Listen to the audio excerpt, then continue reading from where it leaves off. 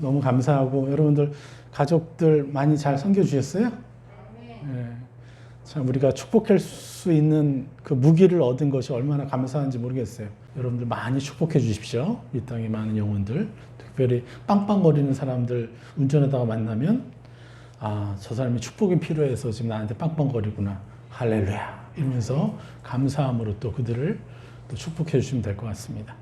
지난주 말씀이 하늘의 상속자에 대해서 얘기를 했죠. 그래서 오늘 그 말씀을 마저 그 말씀의 그 절을 좀 풀어드리려고 해요. 우리 먼저 마태복음 25장 말씀을 읽어볼까요? 25장 31절부터 34절까지 읽겠습니다. 인자가 자기 영광으로 모든 천사와 함께 올 때에 자기 영광의 보좌에 앉으리니 모든 민족을 그 앞에 모으고 각각 구분하기를 목자가 양과 염소를 구분하는 것 같이 하여 양은 그 오른편에 염소는 왼편에 두리라. 그때 임금이 그 오른편에 있는 자들에게 이르시되 내 아버지께 복받을 자들이여 나와 창세로부터 너희를 위하여 예비된 나라를 상속받으라. 할렐루야. 우리가 양과 염소를 나눠지는 그 상황 속에서 대부분의 그리스도인들은 자기가 양에 속할까 염소에 속할까 고민할 수밖에 없죠. 그런데 그 양과 염소가 되는 그 선택권은 누구에게 있어요? 여러분에게 있잖아요. 하나님이 자신의 그 십자가에 스스로 못 박혀서 우리의 모든 죄를 사하시고 그리고 그 죄 사함의 권세를 이제 우리한테 넘겼잖아요. 그래서 내가 염소가 될지 내가 양이 될지 하나님은 내게 권세를 다 주신 거예요. 맞습니까? 하나님이 그 권세를 우리에게 주시려고 독생자 예수를 보내신 거 아닙니까? 그런데 악한 영들은 끊임없이 우리의 연약함을 계속 들먹이면서 그게 나라고 얘기하니까 자꾸 우리는 예수 그리스도의 그 십자가의 능력이 느껴지지 않는 거죠. 그게 바로 뭐라는 거예요? 거짓 양심이라는 거죠. 예. 그게 바로 거짓 정의감이라는 거예요. 하나님의 십자가의 공로를 무시한 정의감. 그렇지 않습니까? 하나님의 십자가의 권세를 제한해버리는 정의감. 양심. 내 양심이 십자가의 공로보다 더 커요.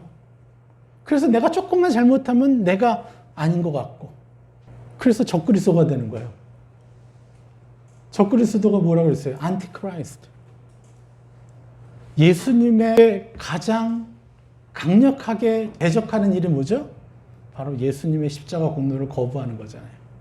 아주 교묘하게 사단은 이런 식으로 사람의 마음, 특별히 우리 믿는 자들의 마음을 자꾸 자기 의에 집중시켜서 거짓 양심에 묶여서 내 죄 때문에 예수님의 십자가의 권세는 내게 아무 소용이 없더라고.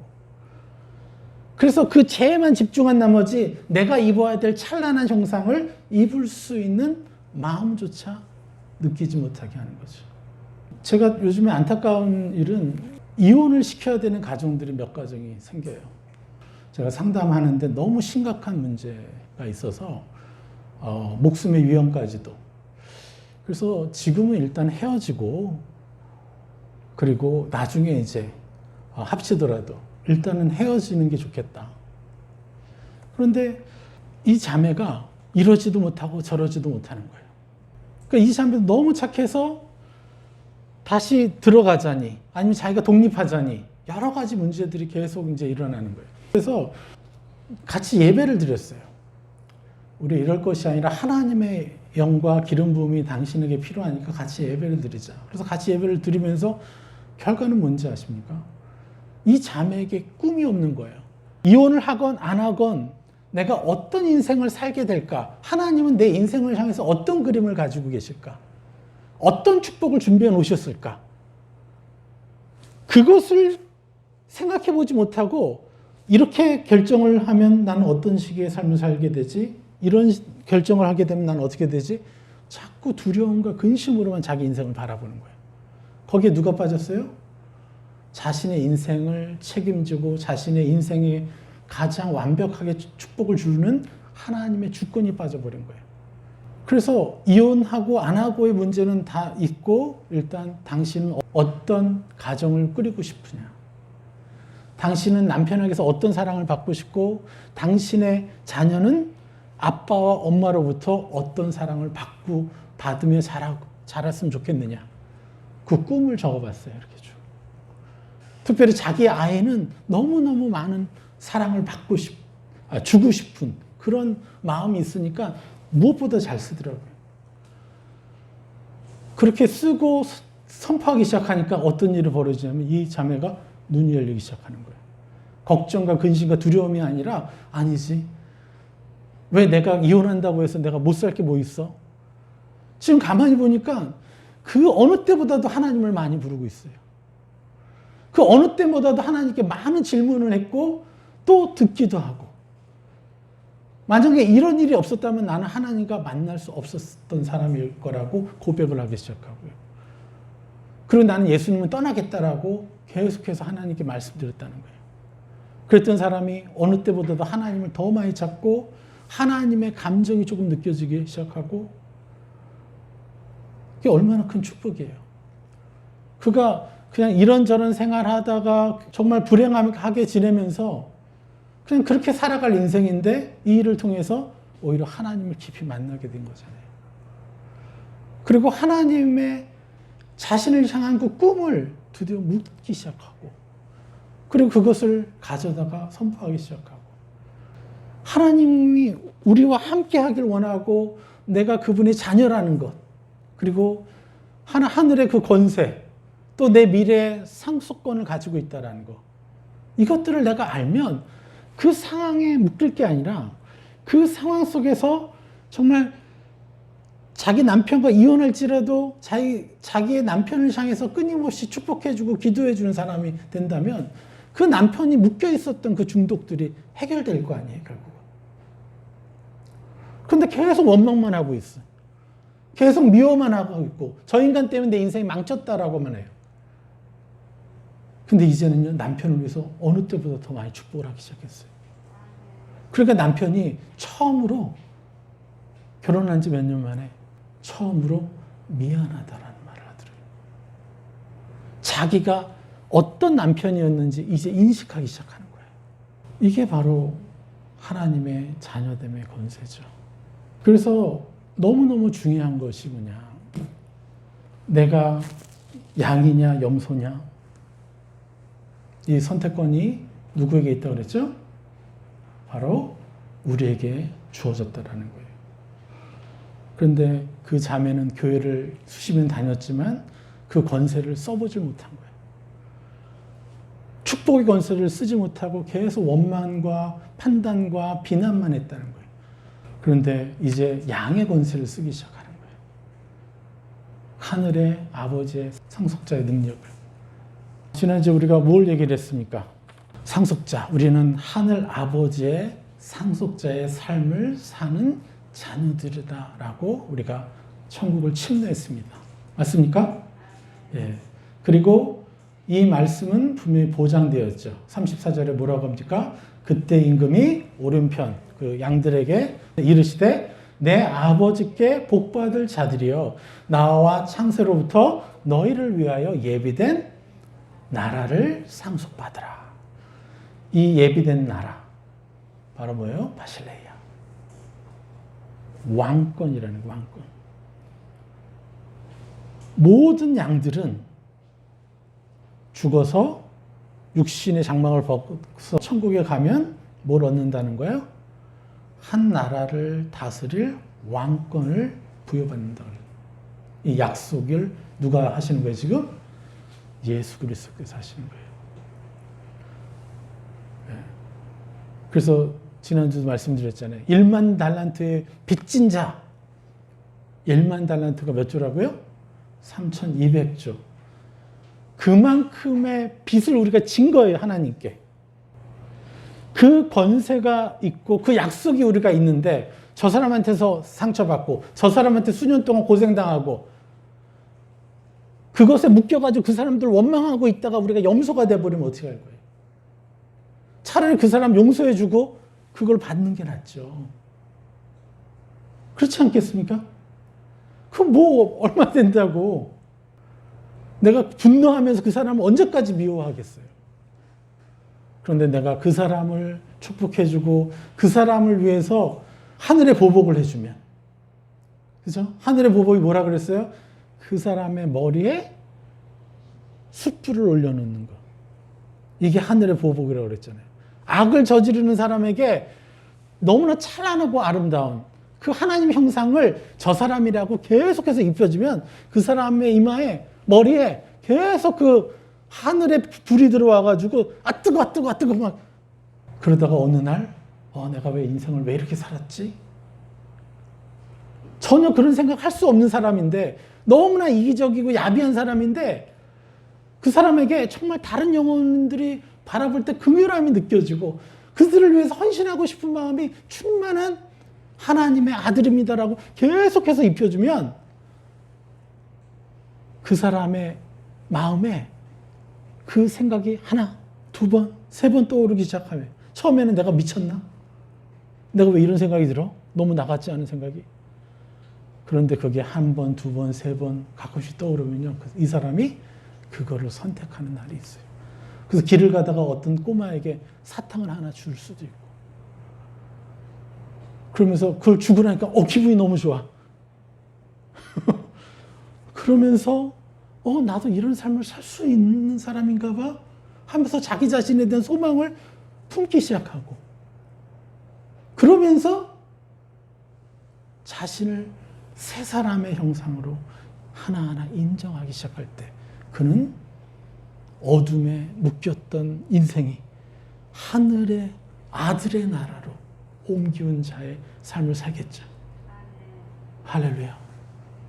이게 이 세상을 정복하고 다스리는 왕권을 부여받은 우리의 인생인 거죠. 그런데 우리는 끊임없이 사람들을 혐오해요. 나와 생각이 다르다고 혐오하고, 나와 노선이 다르다고 혐오하고.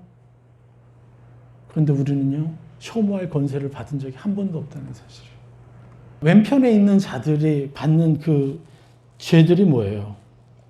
41절, 또 왼편에 있는 자들에게 이르시되 저주받은 자들아 나를 떠나 마귀와 그 사자들을 위하여 예비된 영원한 불에 들어가라. 내가 줄일 때 너희가 먹을 것을 주지 아니하였고, 목마를 때 마시게 하지 아니하였고, 나그네 되었을 때 영접하지 아니하였고, 헐벗었을 때 옷 입히지 아니하였고, 병들었을 때와 옥에 갇혔을 때 돌보지 아니하였느라 하시니. 44절, 그들도 대답하여 이르되 주여 우리가 어느 때 주께서 줄이신 것이나 목마른 것이나 나그네 되신 것이나 헐벗으신 것이나 병드신 것이나 옥에 갇히신 것을 보고 공양하지 아니하더이까. 45절, 이에 임금이 대답하여 이르시되 내가 진실로 너에게 이르노니 이 지극히 작은 자 하나에게 하지 않은 것이 곧 내게 하지 아니한 것이니라 하시니라. 46절 같이 읽어볼까요? 그들은 영벌에 의인들은 영생에 들어가리라 하시니라. 이게 우리의 미래예요.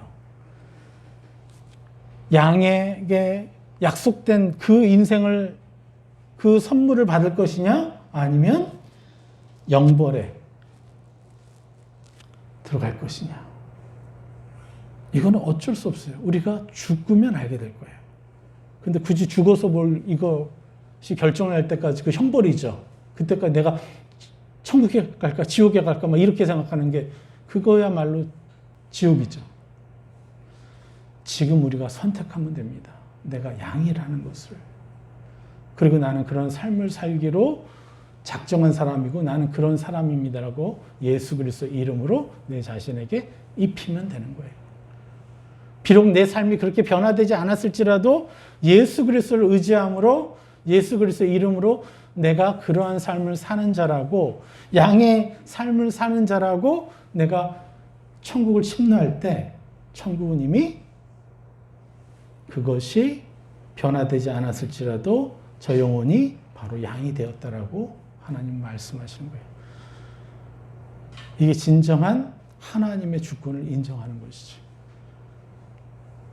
그래서 여러분 수십 년 동안 신앙생활 해오다가 왜 이 복음, 피 흘리기까지 싸우는 이 복음을, 피를 사용해서 싸우는 이 복음을 사용했을 때 비로소 삶이 변하기 시작했어요. 이게 우연입니까?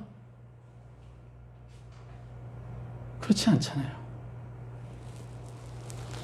그런데 여기서 중요한 게 있어요. 많은 사람들이 그래요. 내가 어느 때 주께서 줄이신 것이나 목마른 것이나 나그네 되신 것이나 헐벗은 것이나 병드신 것이나 옥에 갇히신 것을 보고 공양하지 아니하더이까? 이렇게 얘기를 해요. 자, 보십시오. 나에게 필요한 사람에게는요, 내가 이걸 해줄 수 있어요. 나에게 잘하는 사람한테도 이거 해줄 수 있어요. 그런데 나에게 원수된 자가 와서 나한테 물을 달라고 하고요. 내가 싫어하는 사람이 와서 물을 달라고 할 때 내가 그들에게 그걸 줍니까? 바로 이 얘기를 하는 거예요. 이 소자라는 것이 연약한 자라는 뜻이기 때문에 연약해서 자꾸 적을 만들어내는 사람들, 소위 말하는 소시오패스들, 사이코패스들, 너무 이기적인 자들, 이들이 바로 소자라는 거예요. 뇌가 사이코패스인 사람이 있어요. 우연찮게 이 사람이 뇌를 연구하는 과학자고 상담가인데 놀랍게도 이 사람이 무슨 새로운 기계를 발명해냈는데 자기 뇌를 사진을 찍어본 거예요. 그런데 자기는 완전히 사이코패스의 유형의 뇌를 가지고 있는 거예요.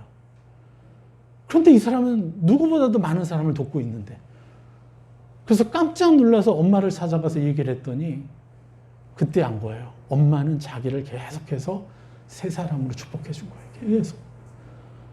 그 내가 사이코패스인데 그 엄마로부터 받은 사랑과 훈육 때문에 이 사람은 자기의 이 연약함을 오히려 너무나 놀라운 능력으로 바꾸는 사람이 되어버린 거예요. 이게 하나님의 주권이고 능력인 것이죠.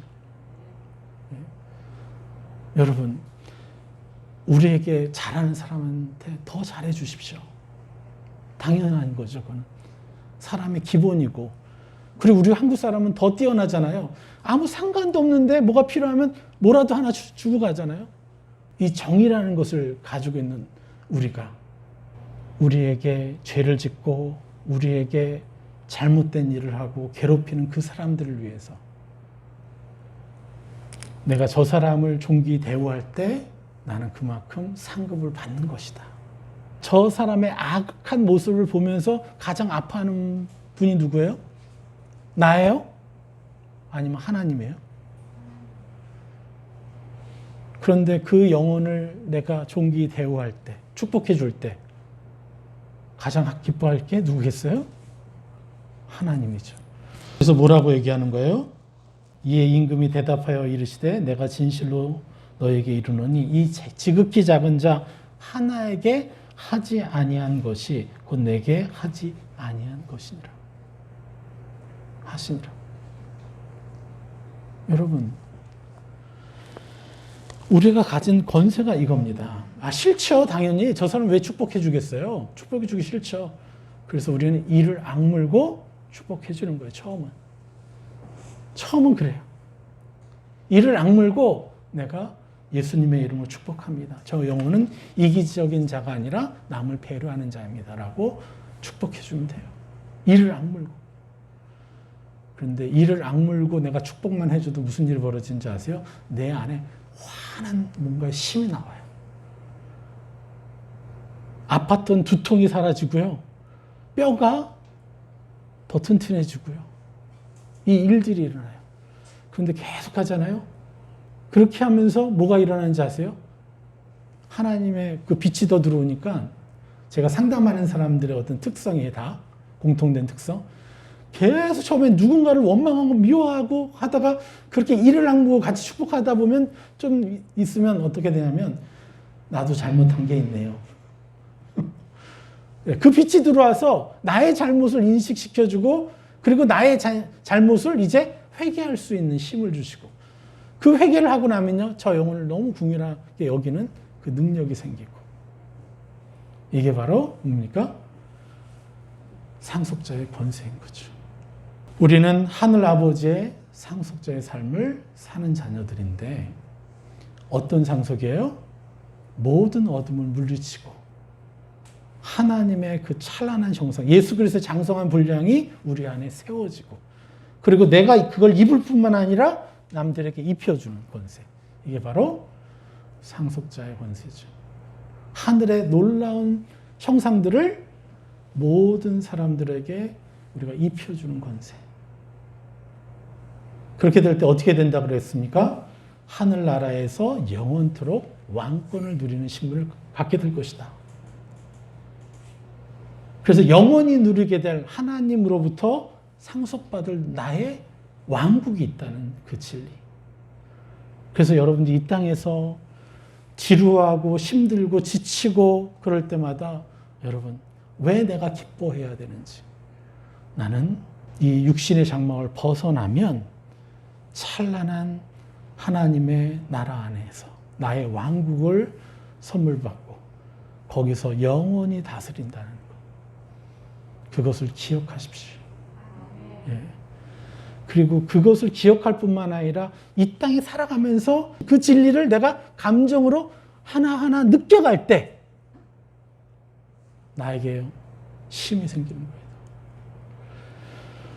그렇기 때문에 더더욱 하나님의 자녀답게 살 수 있는 그 능력이 생기는 거죠. 우리에게 하나님은 다스릴 왕권을 주셨다고 그래요. 우리가 죽어서도 그렇지만 이 땅에서도 마찬가지예요. 요한계시록 말씀 볼까요? 요한계시록 2장 26절.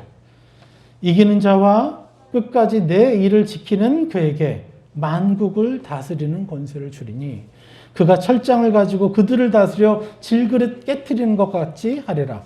나도 내 아버지께 받은 것이 그러하니라. 여기서 만국은 번역이 잘못됐어요.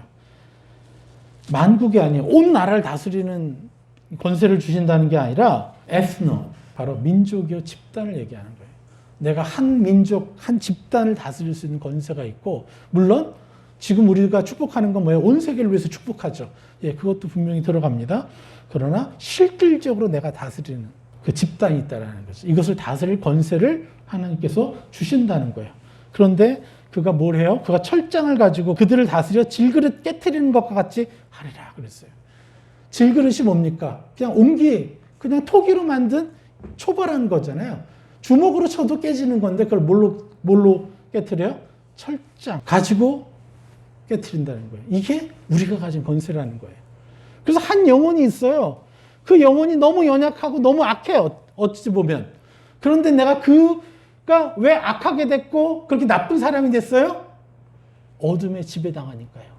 그럼 내가 뭘 해요? 그 마음속에 어둠에 지배당하고 있는 자들을 내가 철장을 가지고 깨트려 주는 거죠. 그리고 하나님의 찬란한 형상의 옷을 그들에게 입혀줄 때 우리의 권세와 또 그들의 삶의 변화가 확연히 드러나는 거죠. 단 한 번도 미안하다라고 말하지 않던 남편이 진심으로 자신이 얼마나 잘못했는지를 고백할 수 있다는 거예요. 그 자매가 그에게 새 사람의 형상으로 계속 입혀졌기 때문에, 그 철장의 능력을 썼기 때문에 그 남편이 자신을 돌아볼 수가 있게 된 거죠. 그러면서 뭐라고 합니까? 그 철장을 가지고 그들을 다스려 질그릇 깨트리는 것 같이 하리라. 나도 내 아버지께 받은 것이 그러하니라. 우리 모든 믿는 자가 가진 것이라는 거예요. 여러분이 얼마나 대단한 사람인지를 여러분 인정하셔야 돼요. 여러분은 어느 누구에게든 정말 하나님의 형상을 그들에게 선물해 줄 수 있는 권세가 있는 자들이에요. 그런데 우리는 그 권세를 쓰기보다는 뭐라 그래요? 그들의 연약함에만 집중해서 계속 어둠의 말을 품어내요. 너무나 오랜 동안 습관화되어 있어요. 저도 엄청나게 그것을 당했죠. 선교사로 나가서까지. 예. 그런데 놀랍게도 이것을 알고 축복하기 시작하니까 어떤 일이 벌어져요? 계속해서 삶의 변화가 일어나는 거죠. 할렐루야. 또 요한계시록 20장 16절. 이 첫째 부활에 참여하는 자들은 복이 있고 거룩하도다. 둘째 사망이 그들을 다스리는 권세가 없고 도리어 그들이 하나님과 그리스도의 제사장이 되어 1000년 동안 그리스도와 더불어 왕노릇하리라. 이 1000년이라는 것은 상징적인 의미예요. 이게 영원한 시간을 얘기할 수 있는 거죠. 뭐 천년왕국 막 이랬는데 이거 성경을 이 사람들이 몰라서 그래요. 이게 유대인들이 쓴 방식대로 계시록을 해석하면요, 천년왕국은 땅에 있는 게 아니에요. 나중에 기회 되면 제가 요한계시록 풀어드릴 것입니다. 근데 중요한 건 뭡니까? 첫째 부활에 참여하는 자들은 복이 있도다. 그리고 거룩하도다. 내가 이미 예수 그리스도와 함께 죽었고 예수 그리스도와 함께 살아난 거예요. 그럼 뭐예요? 나는 의인 되었고 이제 세례죠. 이게 바로. 세례가 뭐예요? 내가 물속에 들어가서 뭐가 죽었어요? 나의 옛사람이 죽고 내가 살아났어요. 나의 의인됨이. 그럼 그 의인된 자가 이제 새로운 신분이 됐죠. 예수 그리스도처럼. 그 다음에 뭘 해요? 하늘의 형상을 나라고, 새 사람의 형상을 끊임없이 나라고 인정하는 권세를 가진 거예요. 의인됨의 권세가. 그렇게 되면요, 둘째 사망이 그들을 다스릴 권세가 없다는 거예요. 두려움, 근심, 걱정, 내 미래, 죽어서의 사후의 문제, 여러 가지 모든 것들로 근심과 두려움과 걱정과 공포로 우리를 장악하고, 그래서 하나님을 따르기보다는 눈앞에 보이는 이득을 취하게 하고, 하나님보다는 돈을 추구하게 되고, 왜냐하면 이게 미래의 나의 보장이니까. 그런 것들을 추구하게 하려는 모든 두려움의 권세가 영향을 끼칠 수 없다라고 하는 것이죠. 그러면서 뭐라고 얘기해요? 1000년 동안 그리스도와 더불어 왕노릇하리라. 이거는요, 죽어서의 문제뿐만 아니라 이 땅에서 내가 걱정 근심이 오는데 그 걱정 근심이 오는 것을 붙잡아서 내가 어떤 축복을 해줄까로 그걸 바꾸면 걱정 근심은요, 뭐가 되는 거죠? 내가 축복 기도할 기회를 주는 거잖아요. 그래서 제게 꿈 꾸고 꿈을 해석해 달라고 하는 사람이 되게 많아요. 그럼 그 꿈은 뭡니까? 여러분들에게 보여주는 모든 꿈은 하나님이 여러분을 경고하시기 위한 거예요? 아니면 여러분을 책망하기 위한 거예요? 아니면 여러분들 축복하기 위한 겁니까? 하나님은 사랑이시잖아요. 모든 꿈은 아무리 개꿈 같을지라도 그것을 하나님, 이 꿈을 왜 꾸게 하셨죠? 내게 어떤 축복을 주시려고 이 꿈을 꾸게 하셨죠? 라고 물어보면요, 꿈이요, 완전히 다르게 보여요. 아, 이걸 통해서 내가 미리 이것을 준비하라고 하는구나. 이런 어려움들을 미리 준비해서 미리 축복하라고 하나 보다. 이런 것들을 알게 되면요, 두려워할 게 아니라 오히려 기도의 기회가 되는 거죠. 그래서 우리는 어떤 자가 되어야 돼요? 하늘나라에서 영원토록 왕권을 누리는 사람이 되었는데, 이제 그것을 이제 어떻게 해야 돼요? 이 땅에서도 왕권을 그림자 수준이지만 하나씩 하나씩 써먹는 거예요. 특별히 누구를요? 여러분에게 원수된 자, 여러분들에게 상처를 주었던 자, 그런 사람들 한 사람 한 사람을 그 상황이 떠오를 때마다 여러분 계속해서 그들을 축복해 줄 때, 여러분이 묶여 있었던 어둠의 정죄감으로부터요, 끊임없이 사단이 주었던 정죄감으로부터 여러분들이 벗어나기 시작하고 자신이 비로소 하나님의 찬란한 자녀라는 것을 이제 인정할 수 있는 그 감정을 가지게 되어 있어요. 그러면 더 철장을 사용할 수 있겠죠. 우리는요, 그래서 이 땅에서 상속자의 신분과 무기들을 사용하는 삶을 향유해야 되는 자예요. 우리가 지옥과 같은 이 땅에 보내짐을 당했으면 하나님은 무기를 줬을 거 아닙니까? 그게 예수 그리스도라는 그 이름의 무기죠. 권세고, 그리고 우리가 그분의 자녀라는 완전한 신분이죠. 그럼 그걸 가지고 사용해야죠. 이 지옥에서 내가 어둠에 들어왔으면 그 어둠에 묶여서 어둠에 전염되고 어둠에 중독된 사람들을 만나는 게 당연한 거잖아요.